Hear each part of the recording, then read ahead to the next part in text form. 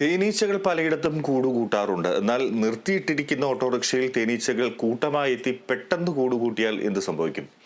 വാഹന ഉടമ മാത്രമല്ല, കണ്ടുനിന്നവർ പോലും അത്ഭുതപ്പെട്ടു പോയി. ഇടുക്കി മൂന്നാറിലായിരുന്നു സംഭവം.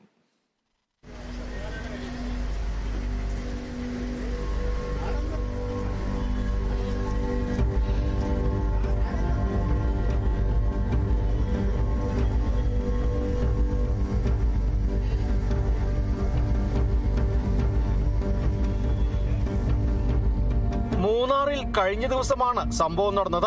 മൂന്നാർ ടൗണിൽ സുബ്രഹ്മണ്യ സ്വാമി ക്ഷേത്രത്തിലേക്ക് പോകുന്ന വഴിയിൽ നിർത്തിയിട്ടിരുന്ന ഓട്ടോറിക്ഷയിലായിരുന്നു തേനീച്ചകളുടെ പരാക്രമം.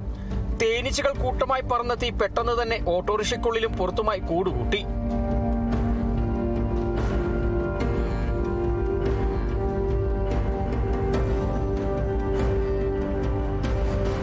വാഹനോടമ മാത്രമല്ല, കണ്ടുനിന്നവർ പോലും അത്ഭുതപ്പെട്ടു പോയി.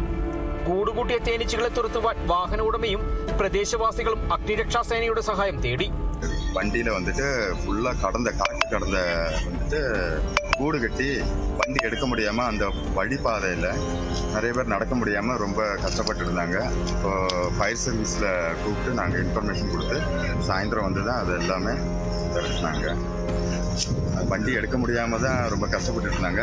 കടീസി നേരത്തിൽ ഫയർ ഫോഴ്സ് വന്ന് தான் എടുത്താங்க. സ്വയം ഈച്ചകളെ തുരത്താനിറങ്ങിയാൽ കുത്തുകിട്ടുമെന്ന് ഉറപ്പായിരുന്നു.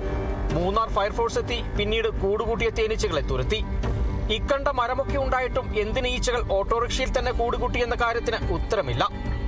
ഏതായാലും തേനീച്ചകൾ സ്വന്തമാക്കിയ വാഹനം തിരികെ കിട്ടിയ സന്തോഷത്തിലാണ് വാഹന ഉടമ. Bineesh Antony, Kerala vision news, Idukki.